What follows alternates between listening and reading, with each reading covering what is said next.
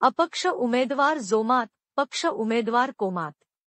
शिरपूर तालुक्यातील गावांचाही सुशीलकुमार पावरा यांना पाठिंबा. शहादा, नंदुरबार लोकसभा मतदारसंघासाठी बिरसा फायटर्सचे संस्थापक राष्ट्रीय अध्यक्ष सुशीलकुमार हे अपक्ष निवडणूक लढणार आहेत. सुशीलकुमार पावरा यांना 58 पेक्षा अधिक संघटनांचा पाठिंबा मिळाला आहे. मराठा समाजाच्या लोकांनीही पाठिंबा दर्शविला आहे.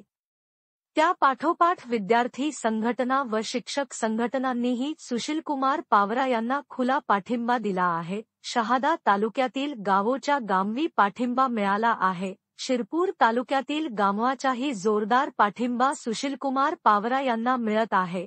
त्यामुळे काँग्रेस व भाजप पक्षाच्या उमेदवारांना धडकी निर्माण झाली आहे.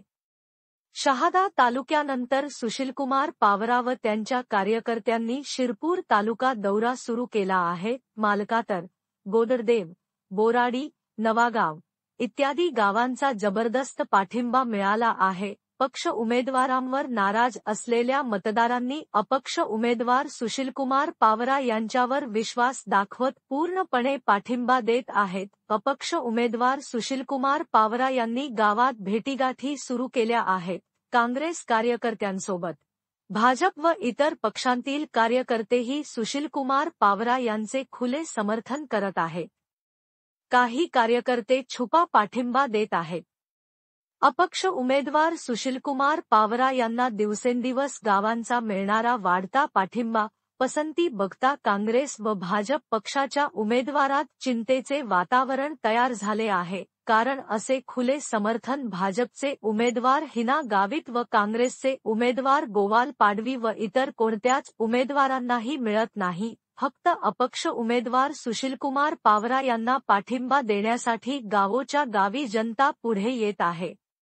त्यामुळे अपक्ष उमेदवारामुळे पक्षांच्या मतांचे गणित पूर्णपणे बिघडले आहे. कारण पक्षांतील उमेदवारांना नाराज गटाचा पक्षांतर्गतच वाढता विरोध सुरू आहे. उलट काँग्रेस सोबत भाजप व इतर पक्षांतील कार्यकर्ते सुशीलकुमार पावरा यांना खुले समर्थन देत आहेत.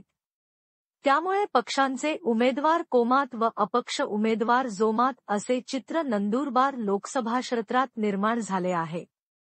मायभूमी